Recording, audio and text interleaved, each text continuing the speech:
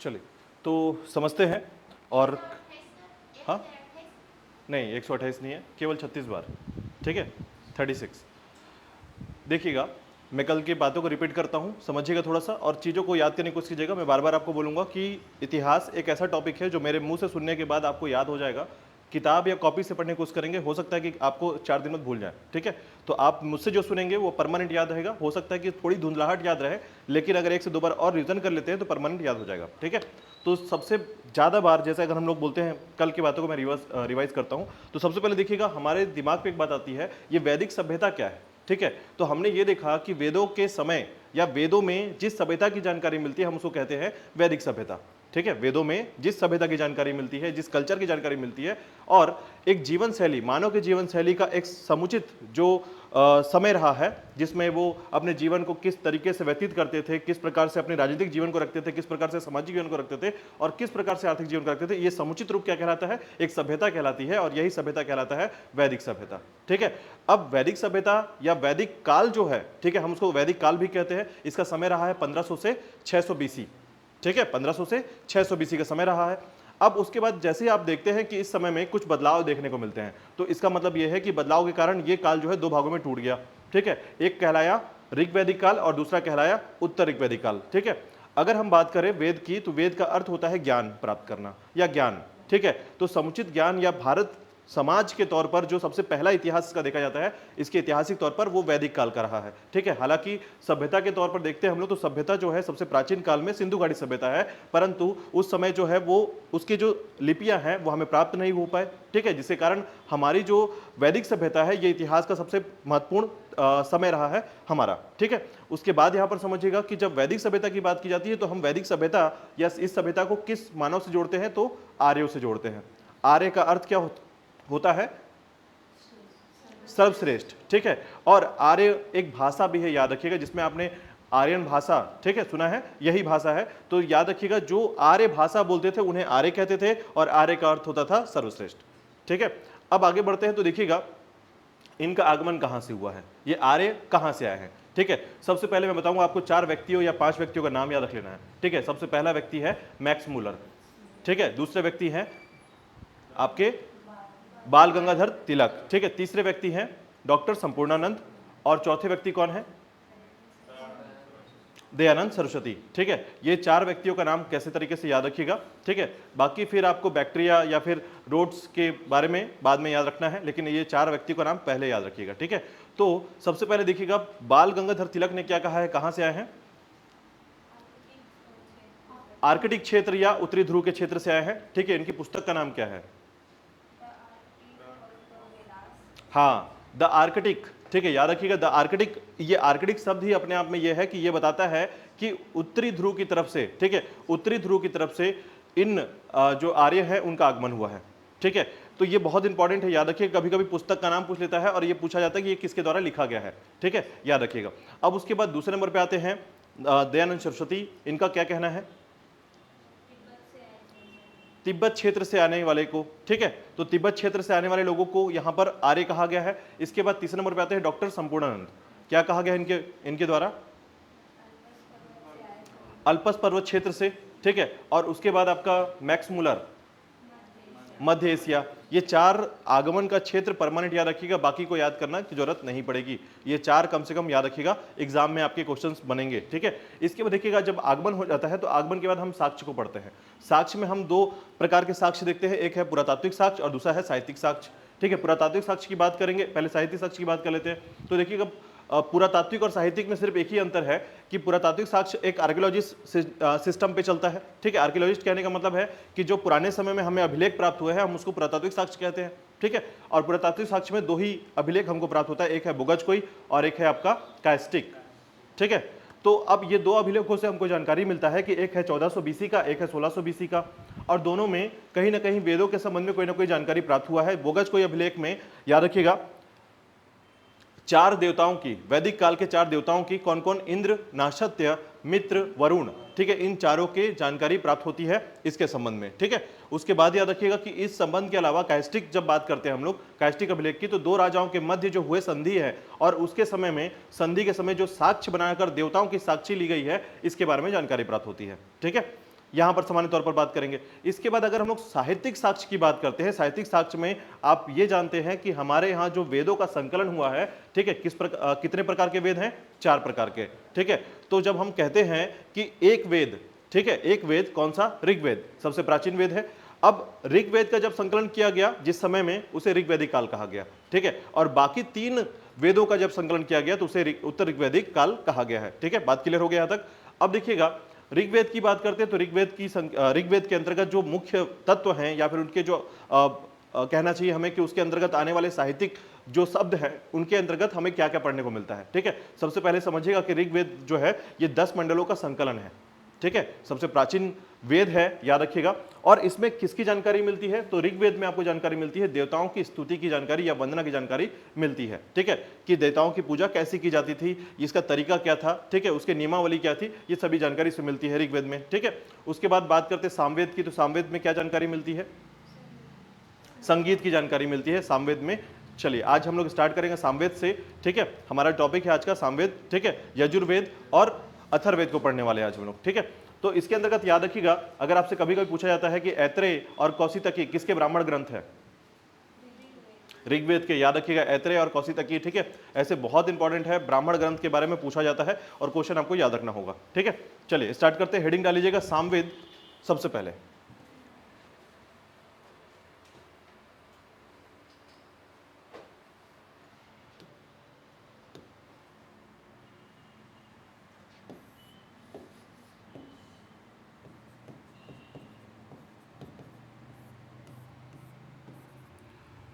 ठीक है, तो संगीतों का वेद कहलाता है सामवेद, याद रखिएगा, संगीतों का वेद, ठीक है। सबसे पहले याद रखिएगा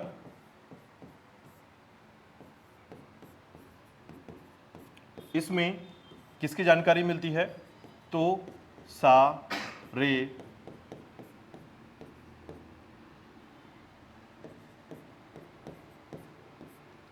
जो सारेगामा पा है, ठीक है, तो इसके क्रम पर याद रखिएगा, सारेगामा पा के क्रम पर या इसकी उत्पत्ति की जानकारी सामवेद से मिलती है, ठीक है। तो सारेगामा पा यानी संगीत का सबसे जो मूल रूप है, इसकी जानकारी या इसकी उत्पत्ति की जानकारी कहाँ से मिलती है?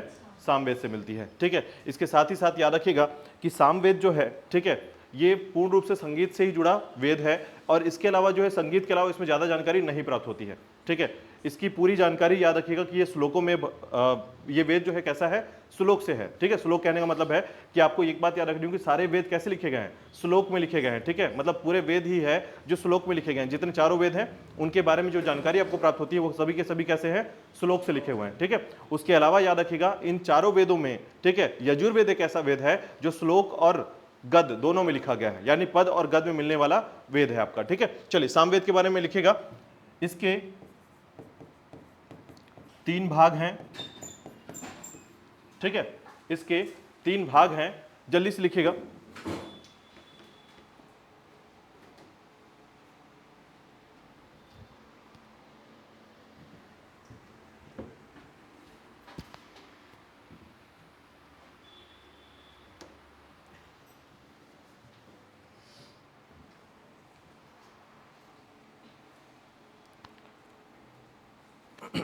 इनका नाम लिखिएगा, ठीक है।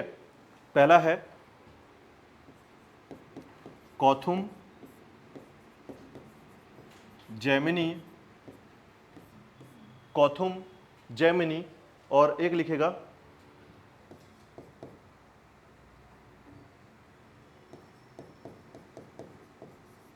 राणायनी, ठीक है, राणायनी। याद रखिए, कौथुम, जैमिनी, राणायनी, ठीक है। ये 3 भाग है सामवेद के, याद रखिएगा। तो भारतीय संगीत का जनक कहलाता है, ठीक है, 7 स्वरों की जानकारी से प्राप्त होती है, ठीक है। ये 2-3 फैक्ट है, याद रखिएगा।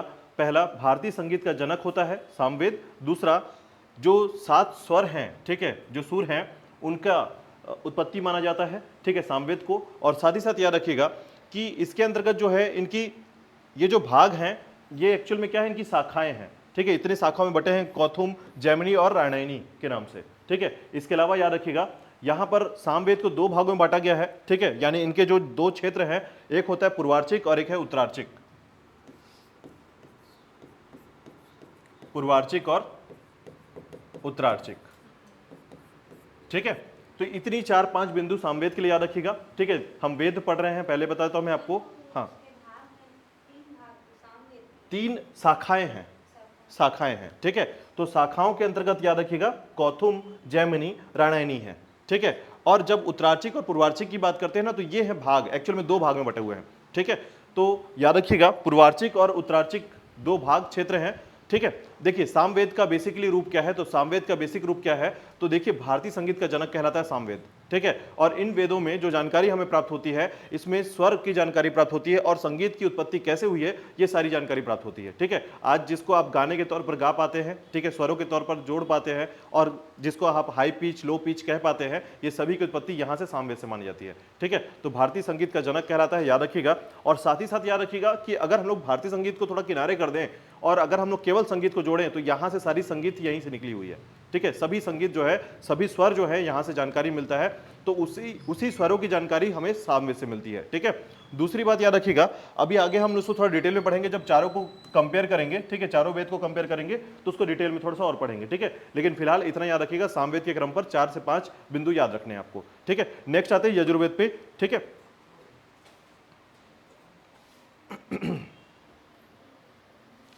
यजुर्वेद,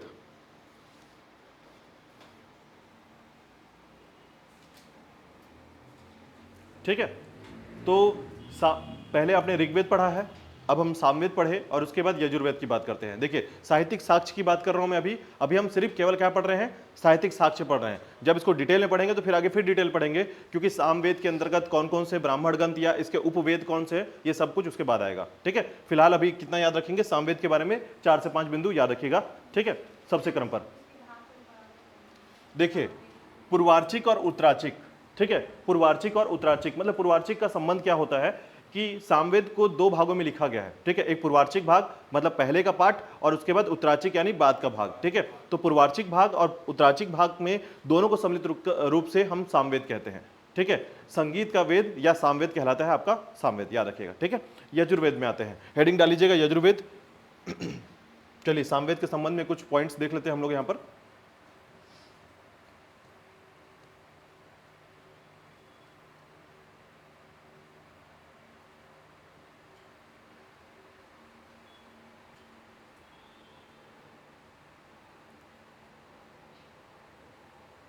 ये आपको याद रखना है, पूरे क्रम पर याद रखिएगा। ठीक है, किस में कितना शब्द आया हुआ है।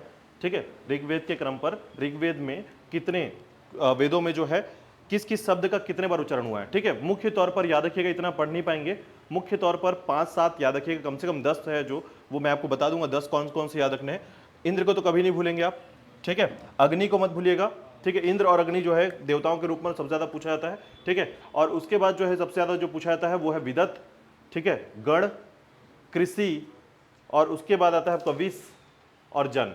ठीक है, और उसके बाद आर्य शब्द जो कि 36 बार उल्लेखित किया गया है। ठीक है, 36 बार याद रखिएगा, 36 टाइम। ठीक है, याद रखिएगा। चलिए आगे देखेंगे इसके बारे में डिटेल पे, बहुत सारी चीजें इसमें शामिल है। ठीक है, गंगा कौन कौन से हैं जो कि एक बार शब्द को लिखा गया है, वो भी है।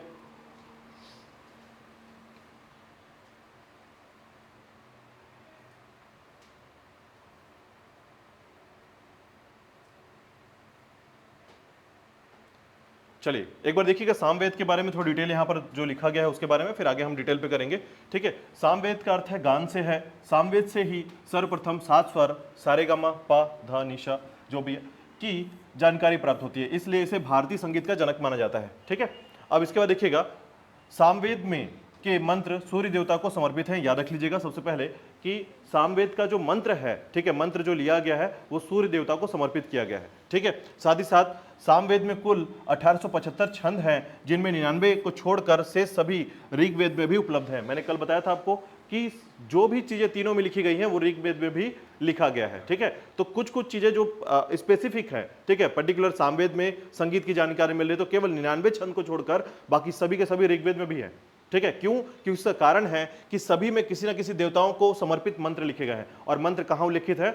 ऋग्वेद में। यही कारण है कि सभी के सभी जो मंत्र हैं वो ऋग्वेद में आपको देखने को मिलेंगे। ठीक है, याद रखिएगा। अब देखिएगा यहां पर आगे कि कौमुदीय, राणायणीय और जैमिनी सामवेद की 3 मुख्य शाखाएं हैं। ठीक है, जो अभी आपने लिखा है वो तीनों के तीनों। ठीक है, अब इसके आगे देखिएगा सामवेद के अंतर्गत और क्या क्या चीज शामिल होता है। तो देखिएगा सामवेद का ऋत्विक उद्गाता कहलाता है, यानी कि सामवेद को पढ़ने वाला क्या कहलाता है? उद्गाता। ठीक है, याद रखिएगा। आपको पता होगा कि ऋग्वेद को पढ़ने वाला क्या कहलाता है? होत्र। ठीक है, होत्र याद रखिएगा, कंफ्यूज मत होइएगा, होत्र। ठीक है, बहुत बार पूछा जाता है, याद रखिएगा, ये क्वेश्चन बनता है आपका कि ऋग्वेद को पढ़ने वाला या ऋग्वेद का गान करने वाला, उच्चारण करने वाला क्या कहलाता है? ठीक है, तो इस पुरोहित को हम कहते हैं होत्र, और सामवेद को पढ़ने वाला उद्गाता, याद रखिएगा इसे उद्गाता। अभी चारों को पढ़ने वाला आपको पता चलेगा कि कौन कौन किसका उच्चारण करता है और क्या कहलाता है। ठीक है, तो देखिएगा, जिसका कार्य है ऋचाओं का स्वर गान करना, सामवेद का उपवेद गंधर्व वेद है, याद रखिएगा, गंधर्व वेद। ठीक है, तो ये बातें तीन याद रखिएगा, यहाँ पर तीन फैक्ट निकल के आते हैं जो तीनों इंपॉर्टेंट है। सबसे पहला, सामवेद को गाने वाला या सामवेद का उच्चारण करने वाला उद्गाता हो गया। दूसरा फैक्ट याद रखिएगा कि इसका उपवेद जो होता है वो गंधर्व वेद है। ठीक है, और इसके बाद देखिएगा, सामवेद के प्रमुख उपनिषद जो है छांदोग्य और केन है। इसको याद रख लीजिएगा कि प्रमुख जो उपनिषद हैं कौन कौन से? छांदोग्य और केन, ये दो शब्द आएंगे, छांदोग्य उपनिषद और केन उपनिषद। ठीक है, तथा मुख्य ब्राह्मण ग्रंथ जो है पंचविश है, जिसको तांडव ब्राह्मण ग्रंथ कहा जाता है। ठीक है, जैसे अभी ऐत्रेय, कौशितकी, इस तरीके के शब्द आपने पढ़े हैं। अभी हम लोग डिटेल में इसको पढ़ेंगे, लेकिन अभी आप केवल इन शब्दों को सुने रहिए। ठीक है, कि सामवेद के ब्राह्मण ग्रंथ क्या कहला रहे हैं? पंचविश कहला रहे हैं। ऋग्वेद के ब्राह्मण ग्रंथ क्या कहलाते हैं? ऐत्रेय और कौशितकी। ठीक है, ऐत्रेय और कौशितकी उसके ब्राह्मण ग्रंथ हैं। ठीक है, देखिए मैं आपको साधारण तौर से समझाने की कोशिश कर रहा हूं, मैं समझ पा रहा हूं आपको चेहरा देखकर कि आपको प्रॉपर तरीके से समझ में नहीं आ रहा है। ठीक है, तो एक बात समझिएगा, जो वेद आप पढ़ रहे हैं ना, इस वेद का अपने आप में एक, ये जो वेद है इसको पढ़ने के लिए, इस वेद को ही पढ़ने के लिए आपको 10 किताब और एक्स्ट्रा पढ़ना पड़ेगा। बात समझ में आ रही है? जैसे आप इंग्लिश को पढ़ने के लिए उसका ग्रामर खंगालते हैं, तो वैसे ही सिर्फ इंग्लिश या हिंदी सभी के ग्रामर लिखे गए हैं। तो वेदों को पढ़ने के लिए हमको बहुत सारे उसके सहायक किताबों को या उसके ग्रंथों को पढ़ना होता है। ठीक है, उसी में से एक है आपका ब्राह्मण ग्रंथ। ठीक है, जो वेद के संबंध में जुड़ा हुआ है। ऋग्वेद का अपना ब्राह्मण ग्रंथ है, उसी प्रकार आपके सामवेद का अपना ब्राह्मण ग्रंथ है, उसी प्रकार उसका उपवेद है। ठीक है, जैसे अब देखिए सामवेद का उपवेद जो है ये क्या है? तो ये सामवेद का उपवेद है आपका गंधर्व वेद। ठीक है, तो गंधर्व वेद इसका उपवेद है। इसके रचनाकार अलग होंगे, नारद होंगे। ठीक है, यानी आपको नारद का नाम सुनने को मिलेगा आगे। ठीक है, जैसे इसी प्रकार अथर्ववेद का जो उपवेद है उसको लिखने वाले जो लोग होंगे, शिल्पकारिता। ठीक है, शिल्प है। ठीक है, तो शिल्प के संबंध में आपको फिर विश्वकर्मा जी के बारे में सुनने को मिलेगा। ठीक है, तो ये क्या है? सभी के बारे में लिखने वाले व्यक्ति यानी कि जो रचनाकार है उनके बारे में, और उनका उपवेद है उनका नाम आपको याद रखना है, और कौन सा उपनिषद किस वेद से जुड़ा हुआ है वो भी आपको जानकारी में लेना होगा। ठीक है, ये मतलब इस तरीके समझिए कि अगर वेद यहां है तो इसकी 4 शाखाएं हैं, इन 4 शाखाओं के उपवेद हैं, इन उपवेदों के साथ उपनिषद हैं, उपनिषदों के साथ इनके और उपांग हैं, और साथ ही साथ उपवेद के अंग हैं। ठीक है, इनको पढ़ने के लिए बहुत सारी चीजों को पढ़ना जरूरी है। ठीक है, जैसे समझिएगा, यदि आप एक किसी भी क्लास में एडमिशन लेते हैं तो 5 सब्जेक्ट आपको पढ़ना पड़ता है। क्लास तो एक ही है, 7th क्लास है, 8th क्लास है, और उसके विषय 7-8 है। ठीक है, यानी हर एक विषय में आपको हर एक चीज में पारंगत होना पड़ता है कि आप सोशल साइंस भी पढ़ेंगे, साइंस भी पढ़ेंगे, मैथ भी पढ़ेंगे। ठीक है, पर्यावरण भी पढ़ेंगे, इस तरीके से। तो सभी चीजें क्या जोड़ के दे रही हैं आपको? 7th क्लास 8th क्लास दे रही है, मतलब सिंगल्स एक फैक्ट दे रहा है। तो इसमें एक वेद को पढ़ने के लिए इसकी शाखाएं जो हैं अलग अलग बनी हुई हैं। ठीक है, कुछ इस तरीके से आपको समझना पड़ेगा। कारण यह है कि सबसे पहले वैदिक सभ्यता या वैदिक काल को समझने के लिए उस समय के साक्ष्य को पढ़ना है। ठीक है, तो आपके भारतीय समाज को या भारत के जो हिंदू सनातन है, ठीक है, सनातन धर्म है, उसको जानने के लिए सबसे पहले आपको वेदों को समझना पड़ेगा। ठीक है, देखिए मैं यहां पर बातें इस धर्म की नहीं कर रहा हूं, मैं बात कर रहा हूं कि शून्य से कहां से शुरुआत हुआ है।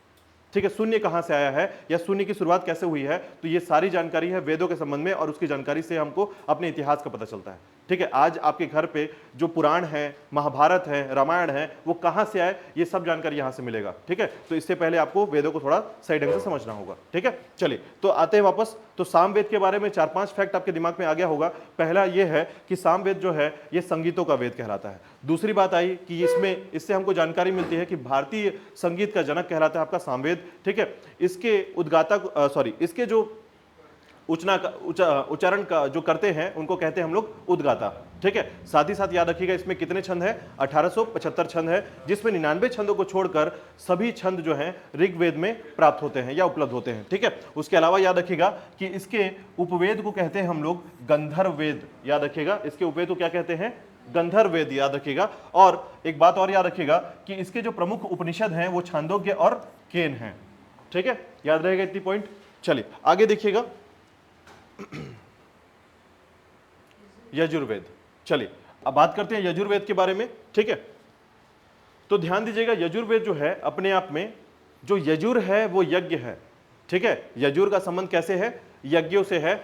आज वर्तमान में भले ही हम यज्ञ जो पवित्र मानते हैं, यज्ञ को पवित्र मानते हैं, उसके संबंध में भले ही कमजोर हो चुके हैं। क्यों? क्योंकि आधुनिक समाज में हमारा जो धार्मिक स्थिति है वो कहीं ना कहीं धीरे धीरे निम्न स्तर की ओर जा रहा है। लेकिन धीरे धीरे अगर आप समझें कि कहाँ से इसकी शुरुआत हुई है, कहाँ से यज्ञों की बात की गई है, तो आप समझिएगा एक बात कि जो यजुर्वेद है इसका अर्थ होता है यज्ञ। ठीक है, तो यज्ञों की नियमावली या यज्ञों के बारे में जो उसके नियम लिखे गए हैं वो कहाँ लिखे गए हैं, यजुर्वेद में लिखे गए हैं। ठीक है, ये बात याद रखिएगा। तो देखिएगा यज्ञ की विधियों का प्रतिपादन किया गया है, इसमें यज्ञ व बलि संबंधी मंत्रों का वर्णन है। ठीक है, तो यज्ञ और बलि, बलि यहां पर क्या है, दान करना। ठीक है, यहां पर करनी है, यहां पर बलि क्या है, यहां पर बलि के साथ साथ क्या है, यहां पर ये बलि जो है याद रखिएगा, जब सामाजिक तौर पर बलि पढ़ेंगे राजाओं के तरीके से तो बलि का मतलब कर है, लेकिन यहां पर बलि का अर्थ है कि, ठीक है, हाँ, तो ये बलि का जो संबंध है ये प्रॉपर जानवरों को, ठीक है, दान करना या जानवरों को मारना, ठीक है, उस तरीके के बलि के संबंध देखे जाते हैं इस पे। ठीक है, देखिए तो यजुर्वेद गद और पद दोनों में लिखा गया है। ये सबसे इंपॉर्टेंट है, याद रखिएगा कि यजुर्वेद को गद और पद दोनों में लिखा गया है। ठीक है, सभी वेद श्लोकों में पद पे लिखे गए हैं, याद रखिएगा, लेकिन यजुर्वेद एक ऐसा वेद है आपको जो गद और पद दोनों मिलेगा। गद और पद समझ पाते हैं आप लोग? ठीक है, गद का मतलब होता है, देखिए एक श्लोक का तरीका, छंद का तरीका, अलंकार का तरीका गद कहलाता है, सॉरी पद कहलाता है। ठीक है, वही अगर आप एकांकी पढ़ते हैं, कहानी पढ़ते हैं, वो सभी क्या है, गद कहलाते हैं। तो यहां पर आपको गद और पद दोनों में लिखा मिलेगा यजुर्वेद। एक मात्र वेद है, याद रखिएगा। ठीक है, देखिए जो भी फैक्ट आ रहे हैं ना वो एक मात्र में ही पढ़ेंगे आप, जितने भी पढ़ेंगे, सबसे प्राचीन वेद, ठीक है, जितने भी शब्द एक लाइन पे आते हैं सभी वन लाइन फैक्ट पे बनते हैं इसके। ठीक है, उसके बाद देखिएगा कि यजुर्वेद के ऋत्विक को अधर्यु कहा जाता है। ठीक है, अधर्यु। पहला नंबर पे क्या था, ऋग्वेद। ऋग्वेद को क्या बोला जाता है उनके ऋत्विक को, होत्र। उसके बाद सामवेद को, सामवेद के उद्गाता। अब याद रखिएगा जो यजुर्वेद है इसका गान करने वाले, ठीक है, को क्या कहते हैं, अधर्यु। ठीक है, ये शब्द याद रखिएगा। पहले नंबर पे आते हैं होत्र, उद्गाता और अधर्यु। ठीक है, तो याद रखिएगा कि इनको कहा जाता है अधर्यु, जिसका कार्य वेद के मौलिक गद भाग को पढ़ना और यज्ञ संबंधी कार्य करना था।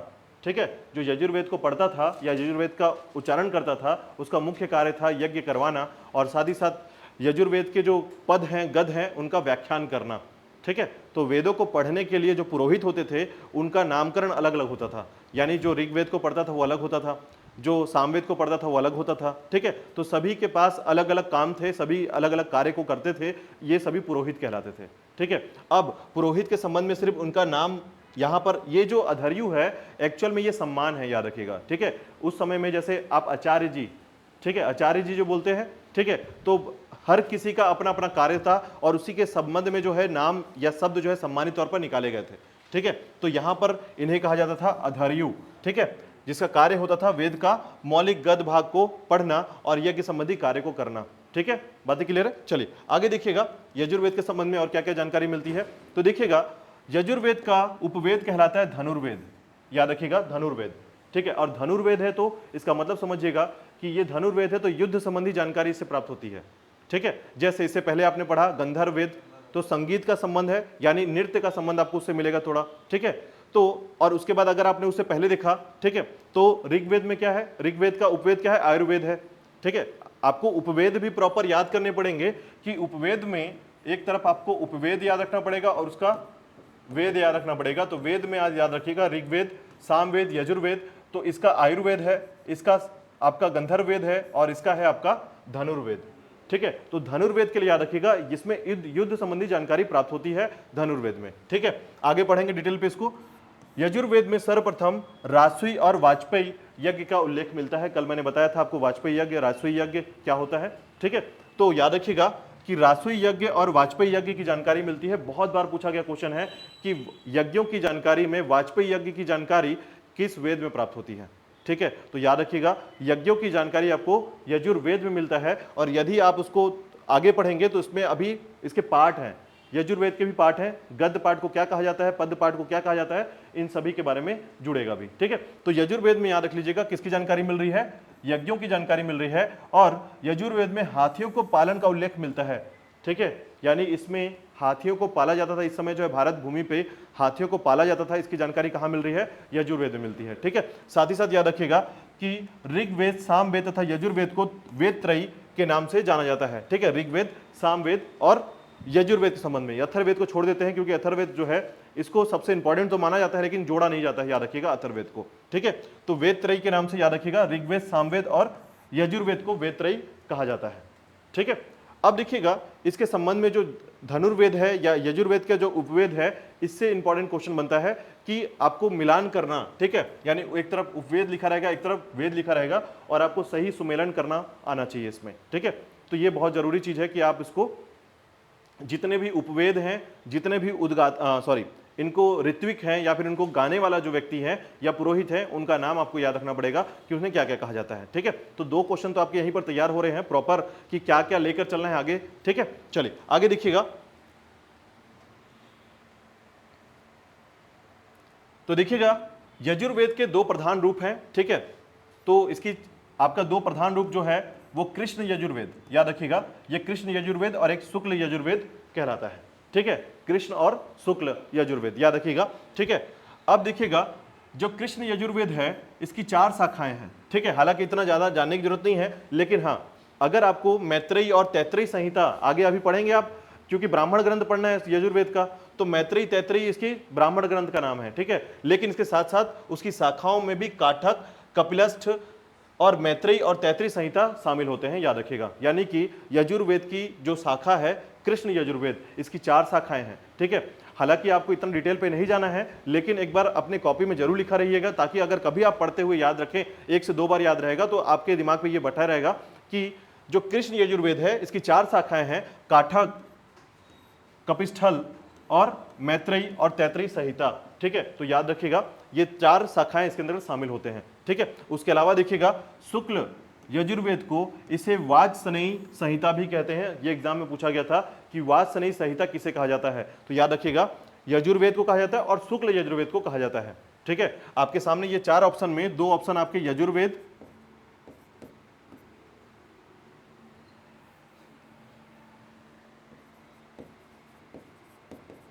यजुर्वेद और शुक्ल यजुर्वेद दोनों लिखा हुआ है। तो याद रखिएगा शुक्ल यजुर्वेद सही आंसर होगा इसका, ठीक है। यजुर्वेद तब जब शुक्ल यजुर्वेद नहीं लिखा गया है तो यजुर्वेद सही आंसर है, लेकिन अगर शुक्ल यजुर्वेद लिखा गया है तो ज्यादा सही है, ठीक है। बातें क्लियर है। चलिए तो ये 4 शाखाएं याद रखिएगा, काठक, कपिलस्थल, मैत्रेयी और तैत्रेयी, ठीक है। मैत्रेयी तैत्रेयी तो आगे आपको याद हो जाएगा, ये 2 नाम आगे भी पढ़ेंगे आप, मैत्रेयी और तैत्रेयी, ठीक है। उसके बाद शुक्ल यजुर्वेद याद रखिएगा, इसे वाजसनेयी संहिता भी कहते हैं, याद रखिएगा, ठीक है। चलिए आगे देखिएगा अथर्ववेद। इसके बाद देखिएगा थोड़ा सा यजुर्वेद के बारे में और थोड़ी जानकारी मैं दे दूं यहां पर। यजुर्वेद के संबंध में देखिएगा जो सबसे इंपॉर्टेंट टॉपिक है यजुर्वेद के अंतर्गत, जो और भी टॉपिक इसमें आते हैं, ठीक है। तो सबसे पहले याद रखिएगा कि जो यजुर्वेद है, ठीक है, इसके अंतर्गत जो है अंतिम जो अध्याय है, जो एक बार पूछा भी गया था इसका,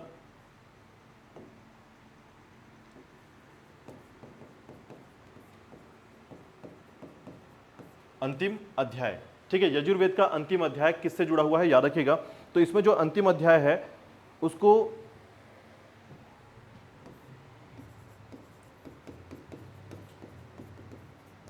ईशोपनिषद कहा जाता है, ठीक है। यजुर्वेद के अंतिम अध्याय को ईशोपनिषद कहा जाता है और इसे यह चिंतन का अध्याय कहलाता है, ठीक है। इसे बोलते हैं चिंतन का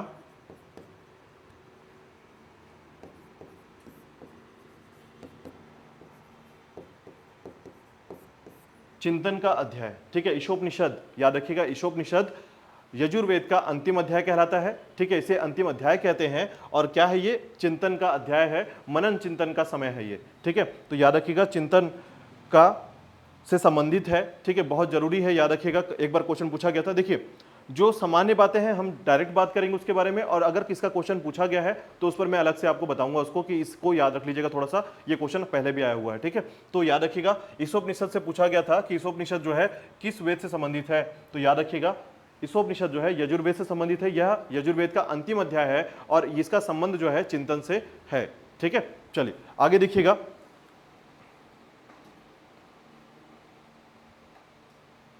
अब आते हैं अथर्ववेद में, ठीक है। तो याद रखिएगा कि हमने 3 वेदों को मिलाकर वेद त्रयी कहा गया है, ठीक है। अब देखिएगा ये अथर्ववेद क्या है, तो अथर्ववेद जो है बेसिकली याद रखिएगा उसको वेद त्रयी कहते हैं और इसे ब्रह्मवेद कहा जाता है। यानी अथर्ववेद क्या है? ब्रह्मवेद है, इसे ब्रह्मवेद कहा जाता है, ठीक है।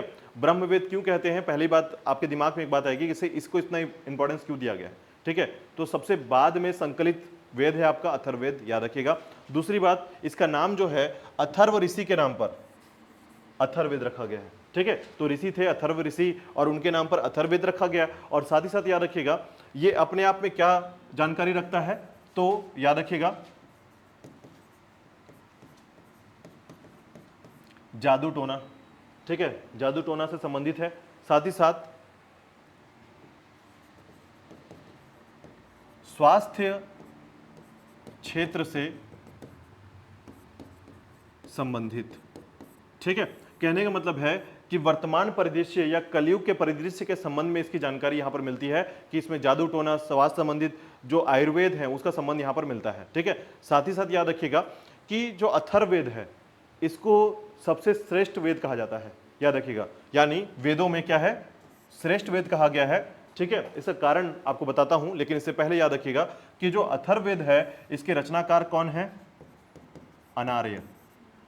कल मैंने बताया था आर्य और अनार्य क्या होते हैं, तो याद रखिएगा वेदों में इनका जो रचना हुआ है अनार्यों के द्वारा हुआ है, ठीक है। यानी अथर्ववेद की रचना किससे हुई है? अनार्य से हुई है, इसलिए इसको अलग रख दिया जाता है कि इसका जो रचना हुआ है या संकलन हुआ है अनार्यों के द्वारा हुआ है, ठीक है। यानी देखिए सामान्य तौर पर समझिएगा कि जब आर्यों के द्वारा कुछ संकलित किया गया या आर्य जो है संकलन किए तो उसको अलग वेद त्रयी कहा गया, ठीक है। और जिसको अनार्यों के द्वारा संकलित किया गया उसे अथर्ववेद कहा गया।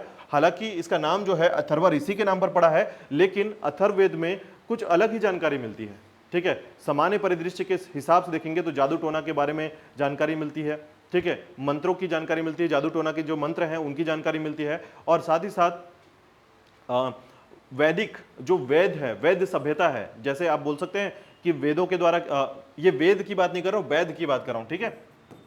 वैद जो कि क्या काम करते हैं? स्वास्थ्य के संबंध में कार्य करते हैं, ठीक है। जो भी इनका जो तरीका होता है स्वास्थ्य को ठीक करने के लिए, उस संबंध में ये सारे काम करते हैं, तो उनकी भी जानकारी यहां पर प्राप्त होती है, किसमें? अथर्ववेद में प्राप्त होती है, ठीक है। तो अथर्ववेद जो है एक अलग वेद है और इसकी जानकारी के संबंध में याद रखिएगा इसमें 4 क्वेश्चन जो जनरली बनते हैं, ठीक है। देखिए वेदों के हिसाब से सबसे ज्यादा क्वेश्चन जो है आपके ऋग्वेद में बनते हैं, याद रखिएगा सबसे ज्यादा क्वेश्चन कहां से होते हैं? ऋग्वेद से, ठीक है। दूसरे नंबर पे आता है अथर्ववेद क्वेश्चन के नंबर पर, और तीसरे नंबर पे आता है यजुर्वेद, और लास्ट में आता है आपका सामवेद, ठीक है। तो सामवेद में सिर्फ 4 लाइन आपने इसीलिए लिखा है, ठीक है। इसका कारण भी यही है कि उसमें क्वेश्चन बहुत ज्यादा कम पूछे जाते हैं, ठीक है। तो देखिएगा इसके बारे में और डिटेल करते हैं। अथर्ववेद याद रखिएगा कि अथर्ववेद का ब्राह्मण ग्रंथ क्या है? गोपथ, ठीक है। याद रखिएगा सभी का ब्राह्मण ग्रंथ आपको याद रखना है, ठीक है। तो पहला ब्राह्मण ग्रंथ आपने पढ़ा है ऋग्वेद के लिए, ठीक है, ऐत्रेयी और कौशितकी, ठीक है। और उसके बाद अथर्ववेद का ब्राह्मण ग्रंथ है गोपथ, ठीक है, गोपथ ग्रंथ। इसमें याज्ञिक अनुष्ठानों का वर्णन नहीं मिलता है, ठीक है। तो याद रखिएगा याज्ञिक अनुष्ठानों का वर्णन नहीं मिलता है, इसका मतलब यह है कि यज्ञों में क्या क्या चढ़ाया जाता है, अनुष्ठान किया जाता है, उसकी जानकारी यहां पर नहीं मिलती है, इसमें जानकारी नहीं होती है, ठीक है। चलिए आगे देखिएगा। अब देखिएगा अथर्ववेद में कितने अध्याय हैं? 20, 731 सूक्त हैं और 6000 मंत्र इसमें लिखे गए हैं। तो देखिए वशीकरण का मंत्र, जादू टोना, भूत प्रेत, औषधि से संबंधित मंत्रों का वर्णन मिलता है, ठीक है। तो देखिए अथर्ववेद जो है अपने आप में कलयुग को जोड़ता है या कलयुग के संबंध में, ठीक है। जैसे वशीकरण का मंत्र, ठीक है, ये वशीकरण तो आप समझते ही हैं। जादू टोना, भूत प्रेत, औषधि से संबंधित मंत्र का उच्चारण यहाँ पर किया गया है या फिर मंत्र लिखे गए हैं, ठीक है। तो याद रखिएगा अथर्ववेद जो है अपने आप में थोड़ा भयानक वेद है, ठीक है। अब देखिए इसके बाद है कि अथर्ववेद में कुरु के राजा परीक्षित का उल्लेख मिलता है, जिन्हें मृत्युलोक का देवता बताया गया है। याद रख लीजिएगा, बहुत जरूरी है, ठीक है। राजा परीक्षित जो है इनके संबंध में जानकारी मिलता है, ठीक है। तो कुरु के राजा, तो देखिए आज वर्तमान में कुरु क्या है या कुरु को कैसे समझेंगे आप, तो आपको पता होगा कि महाभारत कहाँ हुआ था, कुरुक्षेत्र में। तो देखिए यहीं से जन्म होगा धीरे धीरे और आपकी महाभारत भी वहीं होगी, ठीक है। अभी आप पढ़ेंगे पूरे के पूरे जो महाजनपद थे, 16 महाजनपद, और उन्हीं जनपदों के संबंध में पूरी कहानी को पढ़ेंगे, ठीक है।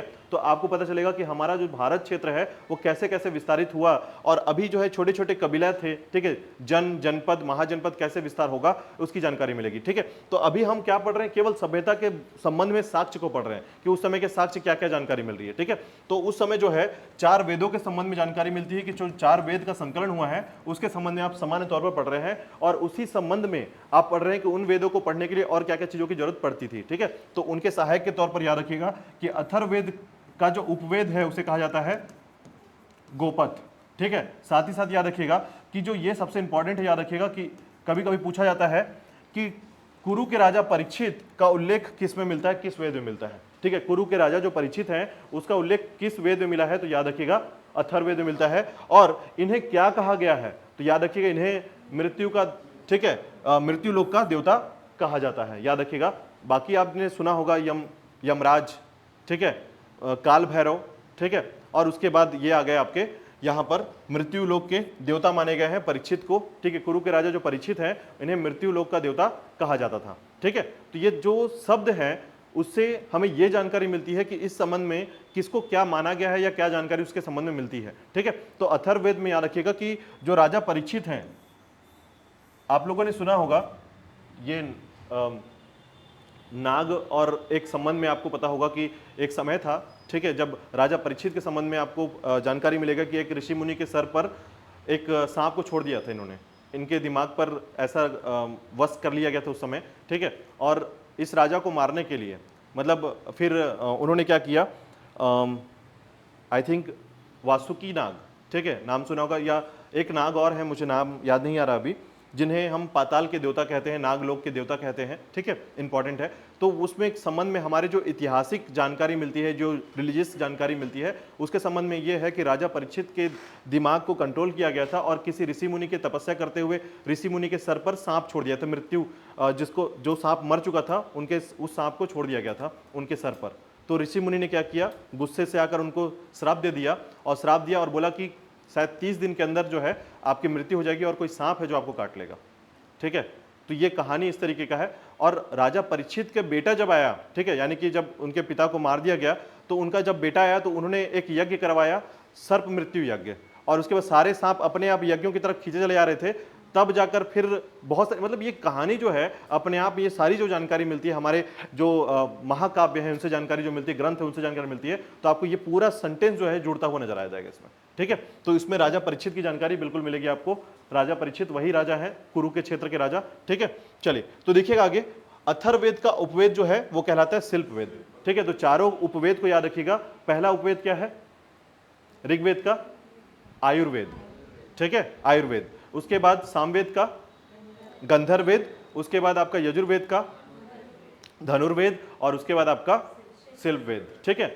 इन सभी के रचनाकार पढ़ेंगे हम लोग आके कि इनके रचनाकार कौन है, लेकिन फिलहाल यहां पर याद रखिएगा कि चारों वेद के उपवेद आपको याद रखने पड़ेंगे, ठीक है। जो वेद हैं उनके उपवेद भी हैं, उनको पढ़ने वाले पुरोहित भी हैं, ठीक है, और उसके बाद उनके ब्राह्मण ग्रंथ भी हैं, और उनके साथ उनसे जुड़े हुए कुछ ग्रंथ का नाम आपको पढ़ना होगा, ठीक है। ये 4 मुख्य बिंदु है। चलिए आगे देखिएगा। अब यहां पर जो फैक्ट लिखा गया है वो बहुत इंपॉर्टेंट है, याद रखिए। अथर्ववेद के संबंध में जो क्वेश्चन पूछा जाता है वही क्वेश्चन यहां पर लिखा गया है। तो देखिएगा, काशी का प्राचीनतम उल्लेख अथर्ववेद में मिलता है। अथर्ववेद में मंत्रों का उच्चारण करने वाले पुरोहित को ब्रह्म कहा जाता है, ठीक है। तो 4 नाम आपके दिमाग में आ गया होगा। पहले को क्या कहा जाता है, होत्र कहा जाता है, यानी ऋग्वेद को पढ़ने वाला होत्र कहलाता है। सामवेद को पढ़ने वाला उद्गाता, ठीक है, और आपके यजुर्वेद को पढ़ने वाला अधर्यु, अधर्यु, ठीक है, और अथर्ववेद को तो बिल्कुल याद रख पाएंगे, ब्रह्म, ठीक है। तो ये 4 नाम याद रखिएगा कि पहले वेद को होत्र, दूसरा उद्गाता, तीसरा अधर्यु और चौथा आपका ब्रह्म कहलाता है पुरोहित को, ठीक है। चलिए, अथर्ववेद में सभा और समिति को प्रजापति की 2 पुत्रियां कहा गया है, बहुत इंपॉर्टेंट है, याद रखिएगा, ये बार बार आपके दिमाग पर बैठा हुआ होना चाहिए कि सभा और समिति, ये 2 शब्द जो है अथर्ववेद में प्रजापति की 2 पुत्रियां कहा गया है। एग्जाम में पूछा गया था, इवन यूपीएससी के एग्जाम तक का लेवल यहां से पूछा जाता है, याद रखिएगा। यूपीएससी में भी आता है कि प्रजापति की 2 पुत्री कौन है, इसमें से सभा और समिति, प्रजापति की 2 पुत्रियां कहा गया है, कहां पर, अथर्ववेद में कहा गया है, ठीक है। देखिएगा, अथर्ववेद का एकमात्र ब्राह्मण ग्रंथ गोपथ ही है। इनके उपनिषद में मुंडकोपनिषद, प्रश्नोपनिषद और मांडुक्योपनिषद मुख्य हैं। याद रखिएगा, इनके उपनिषद जो बने हैं, ठीक है, उपनिषदों की संख्या कितनी है, 108 उपनिषद हैं, याद रखिएगा, ठीक है। और इसी उपनिषद में याद रखिएगा कि जो उपनिषद हैं, ठीक है, 108 हैं, लेकिन इनके संकलन में हमारे पास कमी है, पूरे 108 अवेलेबल नहीं है हमारे पास, ठीक है, लेकिन इनकी संख्या जो है 108 है उपनिषद की। पुराणों की संख्या कितनी है,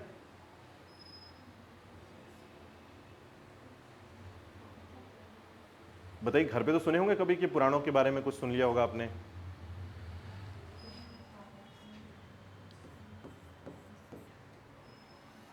अठारह, ठीक है, याद रखिएगा 18 पुराण है। सबसे प्राचीन पुराण कौन सा है, चलिए आगे पढ़ेंगे, बहुत सारी चीजें क्लियर करनी है, चलिए। हाँ, नहीं रामायण नहीं, हाँ, मत्स्य पुराण, ठीक है, हाँ, मत्स्य पुराण सबसे प्राचीन पुराण है। इसकी कहानी मैं आपको समझाऊंगा, परमानेंट याद हो जाएगा कि पुराण को कैसे याद रखते हैं, ठीक है। मानव के जीवन की जो शैली है वो पुराणों के संबंध में आप जोड़ कर देखेंगे तो सबसे पहले आपको समझ में आ जाएगा, ठीक है। जीवन की उत्पत्ति सबसे पहले कहाँ हुई है, जल में हुई है। सबसे पहले मत्स्य पुराण, मछली जल बनकर आया, ठीक है, यानी वहां जुड़ता है। उसके बाद देखिएगा, जब मछली जो है जल में केवल होता है तो उसके बाद आगे आप बढ़ते हैं, यानी कि अब जो है जीवन कहाँ की तरफ जा रहा है, बाहर की तरफ, यानी थल की तरफ जा रहा है। तो कच्छप पुराण, कछुआ, यानी कि अब वो क्या है, दोनों जगह पे रह सकता है, ठीक है। अब जब कछुआ के बाद समय बदलता है, अब आपको ये देखना होगा कि कैसे जो मनुष्य के तौर पर आप डेवलपमेंट देखेंगे, ठीक है। यानी कि अब जो है आपको पूर्णतः तौर पर एक जानवर देखने को मिलेगा, क्योंकि सबसे पहले मनुष्य से पहले कौन आया है, जानवर आए हैं।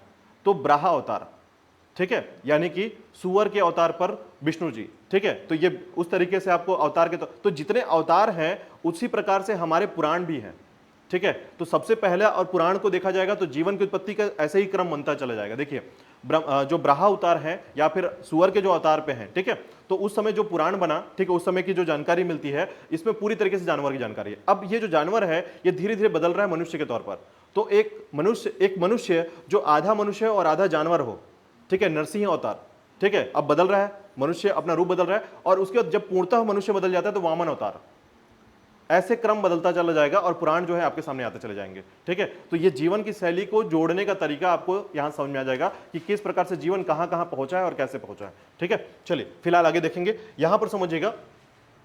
तो यहां तक अथर्ववेद में याद रखिएगा कि जो इसका उपनिषद है, मुंडकोपनिषद और प्रश्नोपनिषद और मांडुक्योपनिषद मुख्य है, ठीक है। नाम याद रखिएगा, ठीक है, प्रोनाउंशिएट करना अच्छा आना होगा आपको, ये बोल पाए आप कि मुंडकोपनिषद, क्योंकि आपको पता होगा कि मृत्यु के बाद जब मनुष्य के साथ क्या होता है, तेल में तलने से लेकर एक एक चीजें जो जानकारी मिलती है, ठीक है। आपने एक मूवी भी देखा होगा, दक्षिण भारत की एक मूवी आई थी, मुझे याद नहीं है इस मूवी का नाम, तो उसमें अपरिचित, राइट।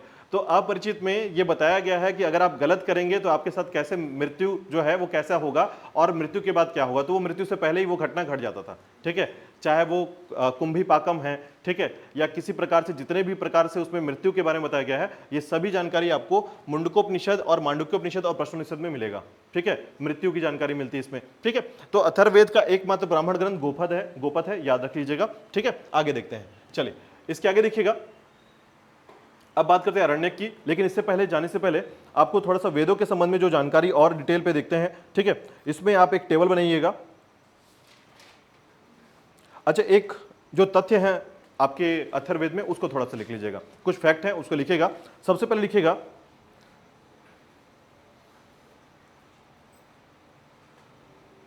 अथर्ववेद में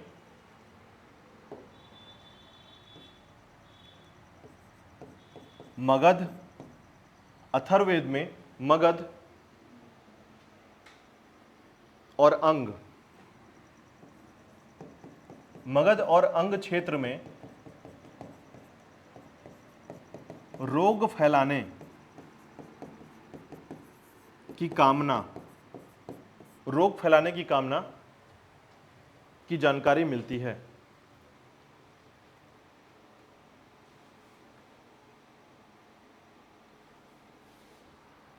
ठीक है, तो रोग फैलाने की जानकारी मिलती है, यानी कामना की जानकारी मिलती है कि किसी तरीके से, देखिए वसीकरण, जादू टोना, इसका संबंध जो है इस लाइन से है बिल्कुल, कि मगध क्षेत्र और अंग क्षेत्र में रोग फैलाने की कामना की जानकारी प्राप्त होती है। तो कभी कभी ये क्वेश्चन पूछा गया है कि मगध और अंग क्षेत्र में, ठीक है, किस वेद में रोग फैलाने की जो कामना है उसकी की गई जानकारी प्राप्त होती है या साक्ष्य प्राप्त होते हैं। ठीक है, तो उसमें याद रखिएगा कि मगध और अंग क्षेत्र में विशेष तौर पर रोग फैलाने की कामना की गई थी और इसकी जानकारी अथर्ववेद में प्राप्त होती है। ठीक है, चलिए एक टेबल बनाइएगा। ठीक है,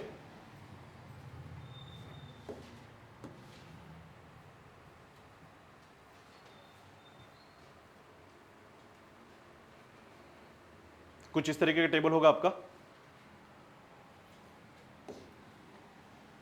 ठीक है, एक एक करके पढ़ते हैं, समझिएगा। तो देखिएगा, सबसे पहले हम 4 वेद पढ़ रहे हैं। ठीक है, चारों वेद में आपको नाम याद हो गया होगा, ऋग्वेद, यजुर्वेद, सामवेद और अथर्ववेद। ठीक है, ऋग्वेद की बात करते हैं सबसे पहले। तो देखिएगा, ऋग्वेद के ब्राह्मण ग्रंथ को कहते हैं कौशितकी और ऐत्रेयी। ठीक है, नाम संस्कृत शब्द का है, ऐत्रेयी और कौशितकी। ठीक है, आपके दिमाग में बैठना चाहिए, नहीं बैठेगा थोड़ा रटना पड़ेगा इसको। ठीक है, ऐत्रेयी और कौशितकी, जोर से बोलिएगा क्योंकि आपको बोलना भी आना चाहिए, ऐत्रेयी और कौशितकी। ठीक है, ये इसका ब्राह्मण ग्रंथ हो गया। इसके बाद देखिएगा, इसमें सूक्त की संख्या कितनी है? 1028 मंत्र हैं। ठीक है, इसके बाद याद रखिएगा, इसके उपनिषद को क्या कहते हैं? तो यही सेम नाम है, कौशितकी और ऐत्रेयी। ठीक है, ब्राह्मण ग्रंथ और उपनिषद सेम नाम पर है। ठीक है, इसके बाद आता है अरण्यक। तो अरण्यक भी आपका ऐत्रेयी और कौशितकी। अच्छा, ये शब्द पहले समझिएगा कि ये होता क्या क्या है। तो याद रखिएगा, वेद का, ठीक है, जो ब्राह्मण ग्रंथ, सूक्त तो आपको बिल्कुल पता है, उपनिषद क्या होता है, अरण्यक क्या होता है और अध्येता क्या होता है। ठीक है, इन शब्दों को समझिएगा। तो ब्राह्मण, ये जो ग्रंथ है,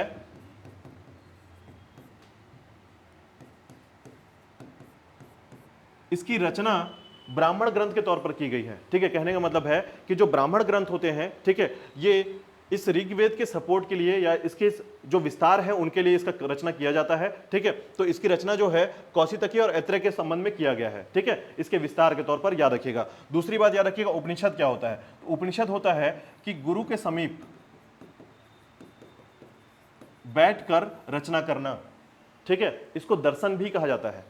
ठीक है, तो दर्शन क्यों कहा जाता है? तो देखिएगा, उपनिषद जो होता है बेसिकली क्या होता है, अगर आप किसी गुरु के पास हैं और बैठ के पूछेंगे कि सर आप जो है जगन्नाथपुरी गए हुए हैं, अपना जो दर्शन है वो बताइए, आपने देखा समझा कि क्यों ऐसा होता है कि हवा जो है, हवा के विपरीत जो है उसके जो फ्लैग हैं, ठीक है, जो झंडा है वो उल्टा क्यों प्रवाहित होता है, ये आप जरूर, आपके दिमाग में बात आएगी। फिर उसके अलावा बहुत सारे ऐसे क्वेश्चन हैं जो कि उसकी परछाई कहीं नहीं पड़ रही है। ठीक है, उसके अलावा जो उसका जो प्रसाद है वो हमेशा सबसे ऊपर वाला जो बर्तन है वो पहले पकता है और नीचे वाले बर्तन पहले नहीं पकता, ये क्या कारण हो सकता है? तो ऐसे बहुत सारे दिमाग में चीजें आती हैं। तो आप हमेशा ये सोचेंगे कि गुरु के समीप जाकर इस क्वेश्चन का आंसर लें, तो उसकी जानकारी जो मिलती है, जो यहाँ पर जो बातें गुरु ने बताया है, उसी को कहा जाता है उपनिषद। ठीक है, तो इसका भी नाम है आपका कौशितकी और ऐत्रेयी में ही उसको वर्णित किया गया है। ठीक है, इसके बाद है अरण्यक। अरण्यक याद रखिएगा, एकांतवास में जब जंगल में बैठकर जब रचना की जाती है, ठीक है, तो इसके समय में, किसके? ऋग्वेद के समय में जब रचना की गई है तो उसे कहा जाता है अरण्यक, याद रखिएगा। और अध्येता, इसको पढ़ने वाला क्या कहलाता है? अध्येता कहलाता है। और साथ ही साथ इसका जो उपवेद है, ठीक है, प्रवर्तक के तौर पर याद रखिएगा, इसे कहते हैं हम लोग आयुर्वेद। ठीक है, यानी कि ये ऋग्वेद के संबंध में सभी जानकारी मिलेंगी। ठीक है, तो सबसे पहली बात याद रखिएगा कि ऋग्वेद जो है, इसके ब्राह्मण ग्रंथ को हम देखिए, कौशितकी ऐत्रेयी तो आपको 3 बार पढ़ना ही पड़ेगा। आप ब्राह्मण ग्रंथ में पढ़ेंगे, आप उपनिषद में पढ़ेंगे और आप अरण्यक में पढ़ने वाले हैं। ठीक है, तो यहां पर याद रखिएगा कि ऋग्वेद का ब्राह्मण ग्रंथ कौशितकी ऐत्रेयी है, इसके मंत्रों की संख्या 1028 है और कौशितकी ऐत्रेयी जो है इसका उपनिषद भी है और अरण्यक भी है।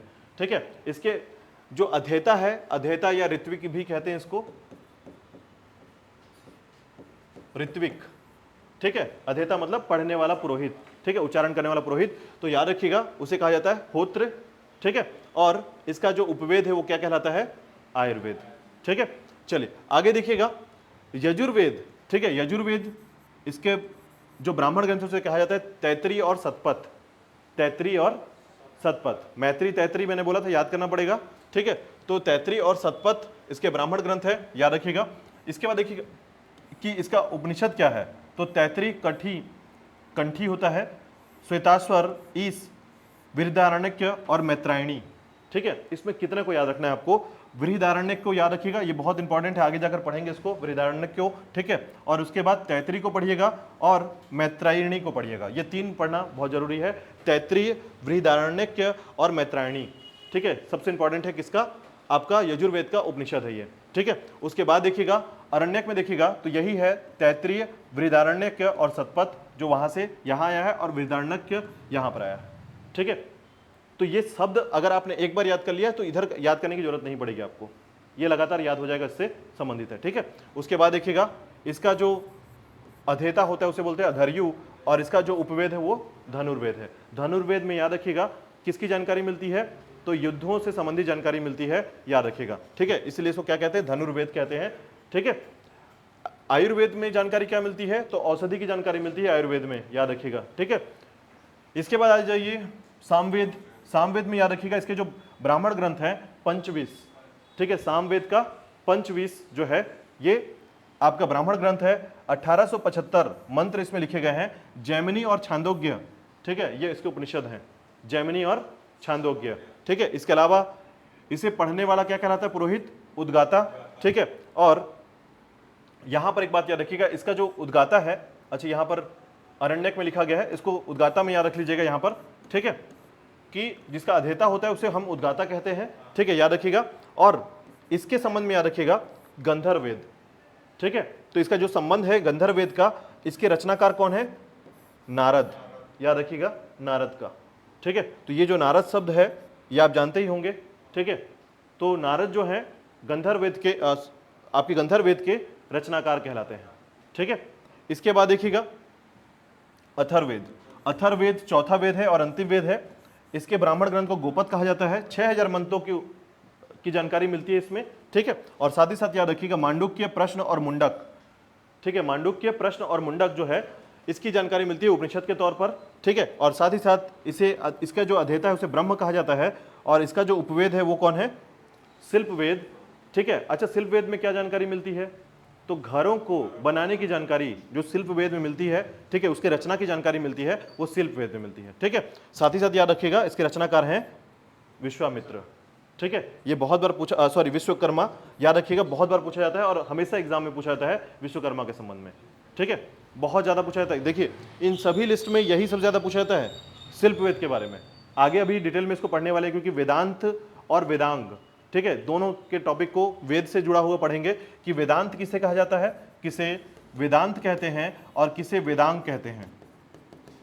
ये दोनों शब्द अलग अलग होते हैं। वेदांत का मतलब होता है कि वेदों के अंत में लिखा गया, ठीक है, वेदों के अंत में लिखा गया या जोड़ा गया प्रश्नावली, ठीक है, शब्द। और वेदांग क्या होता है, वेदों का भाग वेदांग कहलाता है, ठीक है। आगे जाकर पढ़ने वाले आप इसमें, ठीक है।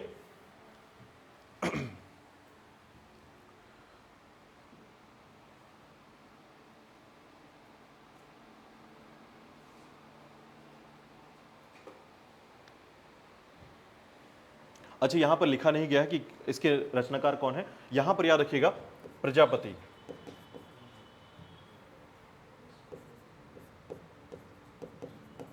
और धनुर्वेद के विश्वामित्र, ठीक है।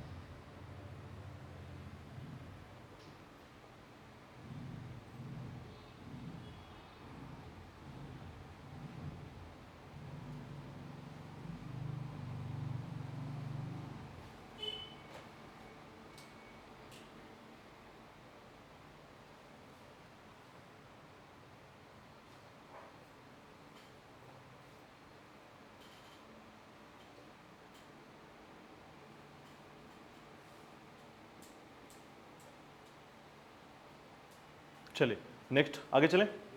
तो बात करते हैं अरण्यक की। ठीक है, सबसे पहले हेडिंग डाल लीजिएगा, अरण्यक क्या होता है। अरण्यक, ठीक है,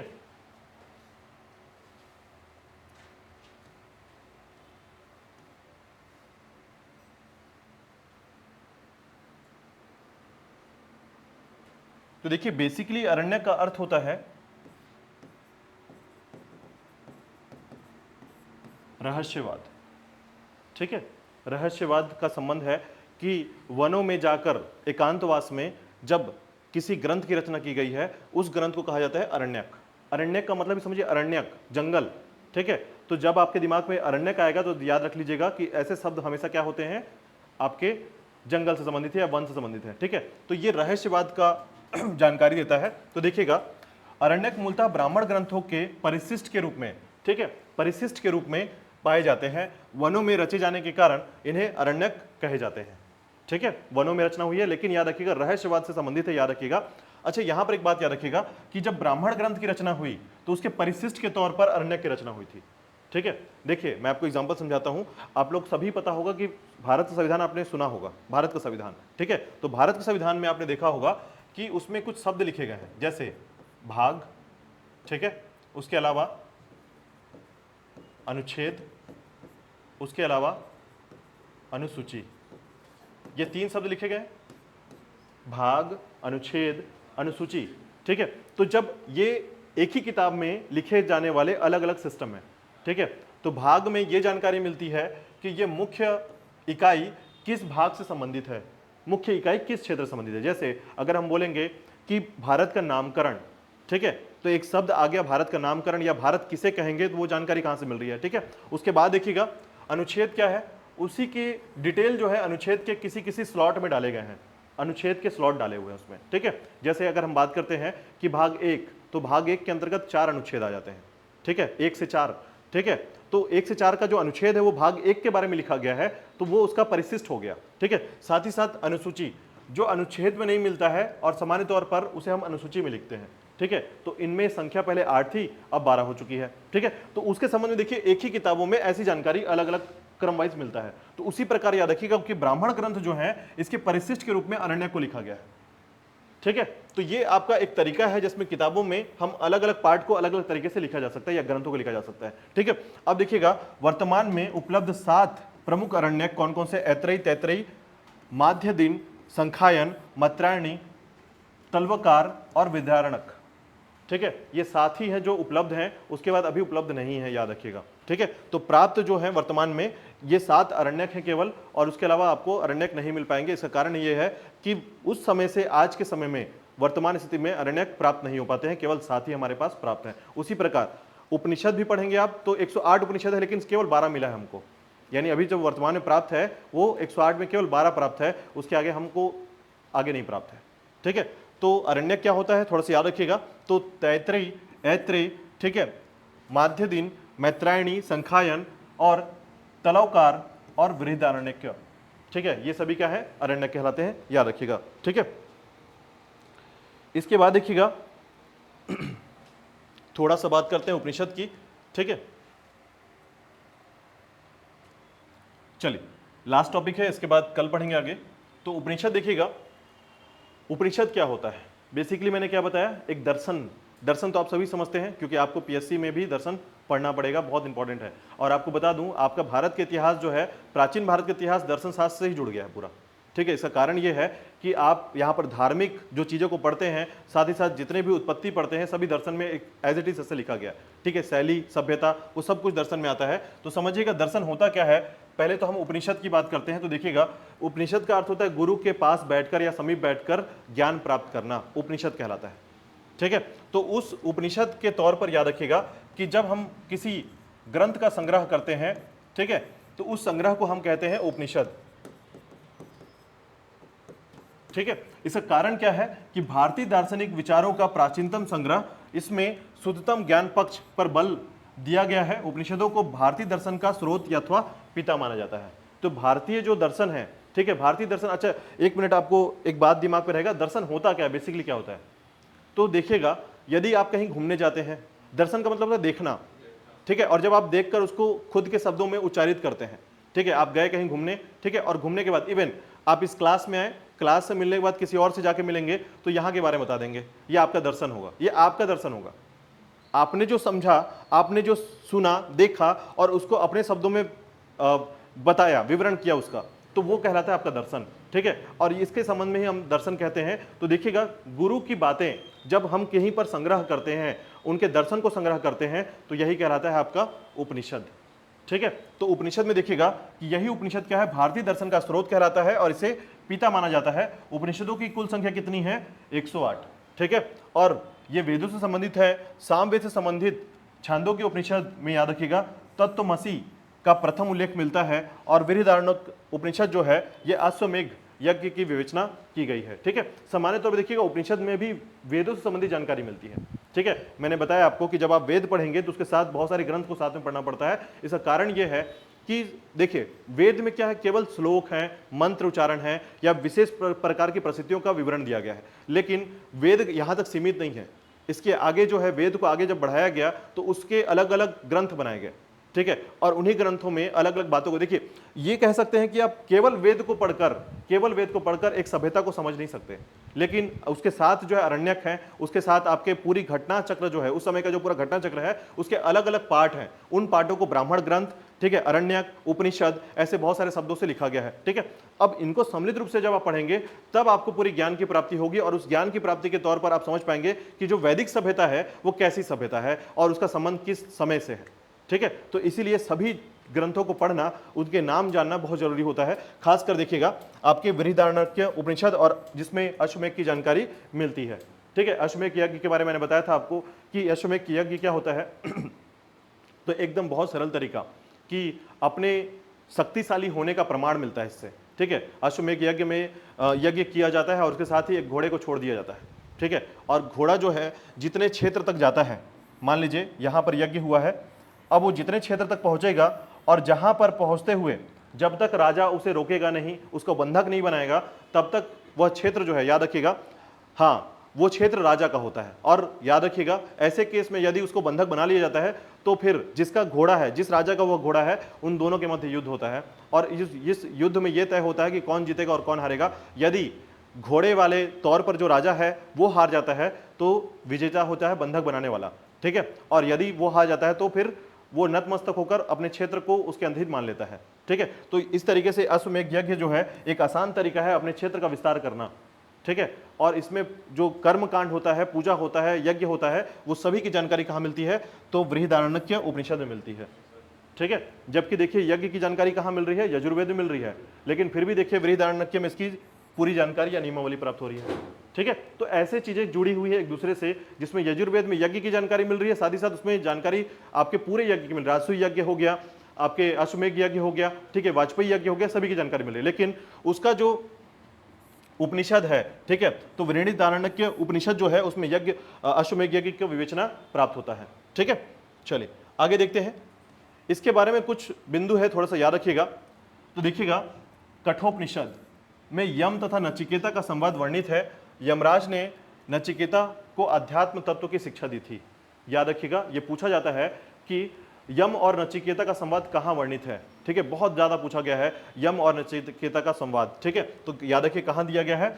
कठोपनिषद में दिया गया है, बहुत इंपॉर्टेंट है, याद रखिएगा, ठीक है। उसके बाद देखिएगा, भारत का राष्ट्रीय आदर्श वाक्य सत्यमेव जयते, ठीक है, आपने देखा होगा हर जगह पर हमारा श्लोक है सत्यमेव जयते। ये कहां से लिया गया है? तो मुंडकोपनिषद से लिया गया है, याद रखिएगा। आज से अगर 3 साल पहले की बात कर ले, 4 साल पहले की बात कर ले, तो सरल पेपर में ये बहुत बार रिपीट होता था, ठीक है, कि सत्यमेव जयते कहां से लिया गया है, ठीक है। तो और या फिर यह पूछा जाता था कि मुंडकोपनिषद का वह भाग जो हमारे भारत के संबंध में बहुत इंपॉर्टेंट वाक्य को प्रदर्शित करता है, वो है आपका सत्यमेव जयते, मुंडकोपनिषद से लिया गया है। राजा की उत्पत्ति का सिद्धांत का वर्णन सर्वप्रथम ऐत्रेय ब्राह्मण में मिलता है, ठीक है। तो ये फोकस याद रखिएगा, जो छोटे छोटे फैक्ट हैं वो आपको याद रखना पड़ेगा कि राजा के जो उत्पत्ति का सिद्धांत है, यानी राजा जो है कैसे राजा बना है, उसकी जो सिद्धांत है वो ऐत्रेय ब्राह्मण से मिला है। और ऐत्रेय ब्राह्मण किसका ब्राह्मण ग्रंथ है? ऋग्वेद का, ठीक है। तो वहां पर आपको पता चलता है कि कैसे राजा की उत्पत्ति कैसे हुई है, कैसे आप बोल पाते हैं कि ये राजा है और ये प्रजा है, ठीक है। उस सभी के नियमावली की जानकारी ऐत्रेय ब्राह्मण से मिलती है, ग्रंथ से मिलती है, ठीक है। तो ये कठोपनिषद और मुंडकोपनिषद को याद रखिएगा। कठोपनिषद में यम नचिकेता का संवाद है और मुंडकोपनिषद में सत्यमेव जयते का वर्णन है, ठीक है। और ऐत्रेय ब्राह्मण ग्रंथ में क्या मिलता है, राजा की उत्पत्ति का सिद्धांत मिलता है, ठीक है। अब देखिएगा, आर्य लोग जहां प्रथमतः बसे वह संपूर्ण प्रदेश सप्त सिंधु या 7 नदियों का देश कहलाया के नाम से प्रसिद्ध है। इसमें अफगानिस्तान का भाग भी सम्मिलित था, ठीक है। अभी आप आगे पढ़ेंगे, अफगानिस्तान की नदियां भी इसमें शामिल हैं, पाकिस्तान की नदियां भी शामिल हैं और उनको भी कुंभा नदी, ठीक है, ऐसे बहुत सारी नदियां पढ़ेंगे आप इसमें, जो पाकिस्तान की नदियों को भी इसका वेद में वर्णित है। यानी जितनी नदियां हैं उनके नाम आपको पढ़ने, खासकर 7 नदियों का नाम तो आपको बिल्कुल पढ़ना होगा कि सिंधु, रावी, सतलज जो है, इन नदियों को व्यास, इनको किस किस नाम से जाना जाता था, इस समय क्या नाम था इनका, ठीक है। ईशोपनिषद में याज्ञवल्क्य और श्वेत केतु संवाद है। मुंडकोपनिषद में शिक्षा के विषयों तथा वेदांगों को भी शामिल किया गया है, ठीक है। तो मुंडकोपनिषद में क्या शामिल किया गया है, वेदांगों को शामिल किया गया है। एक सामान्य बात है, याद करने की जरूरत नहीं पड़ेगी यहाँ पर बहुत ज्यादा, ठीक है। ये उपनिषद के संबंध में सिर्फ आपको बताया गया है, ठीक है। बहुत ज्यादा टफ क्वेश्चन बनेगा तो यहाँ पर यह बन सकता है कि ईशोपनिषद में याज्ञवल्क्य और श्वेत केतु का संवाद शामिल किया गया है। याज्ञवल्क्य और श्वेत केतु का संवाद, जैसे यम नचिकेता का संवाद है, वैसे ही याज्ञवल्क्य और श्वेत केतु का संवाद यहाँ पर किसमें है, ईशोपनिषद में है, ठीक है।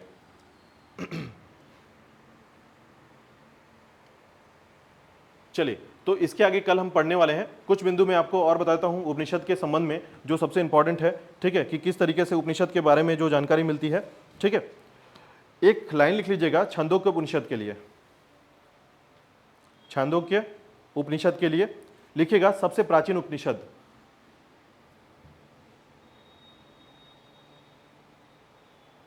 सबसे प्राचीन उपनिषद है, ठीक है, छांदोग्य उपनिषद।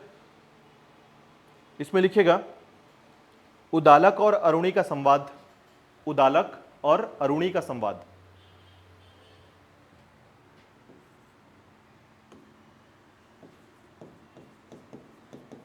उदालक और अरुणी का संवाद इसमें दिया गया है। एक लाइन और लिखिएगा इसमें, तत्वमासी का उल्लेख मिला है, आपने इसे पढ़ा भी है। देवकी पुत्र कृष्ण की चर्चा की गई है इसमें, देवकी पुत्र कृष्ण की चर्चा।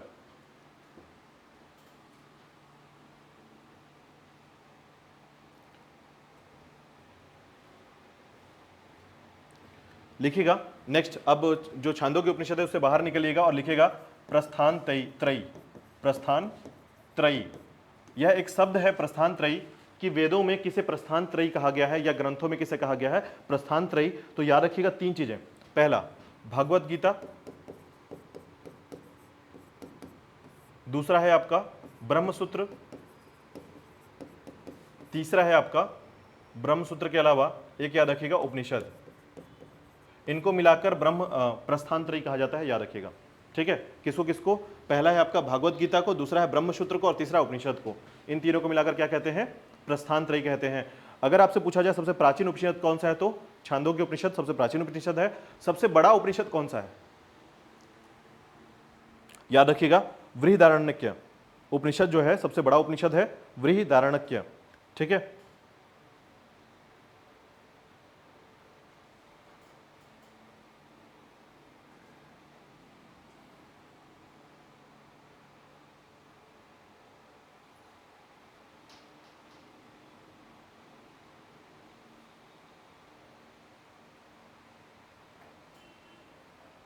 चलिए, कल मैं पढ़ाऊंगा आपको ब्राह्मण ग्रंथ, ठीक है। मतलब साक्ष्य का कल तीसरा दिन रहेगा और कल उसके बाद मैं स्टार्ट करूंगा कि इस सभ्यता के अंतर्गत क्या क्या चीज़ें चालू हुई हैं, सामाजिक जीवन कैसा रहा है, कैसे कबीला था, लड़ाई कैसे होती थी, ठीक है, गायों को इतना प्रमुख क्यों माना जाता था, यहाँ का खान पान कैसा था, ठीक है, जीवन को कैसे जीते थे, पशुपालन की विशेषता कैसे आई इनमें, ये सभी बिंदु को हम कल पढ़ने वाले हैं, ठीक है। कोई डाउट हो तो एक बार क्लियर कर लीजिए, कोई क्वेश्चन है।